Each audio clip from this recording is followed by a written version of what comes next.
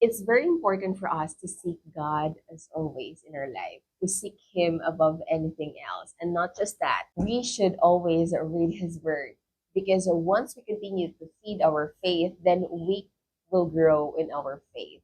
We must obey His Word because no one can witness if you are following God if you don't obey His Word, because this is God's love letter to all of us. Also, this is our compass as a Christian.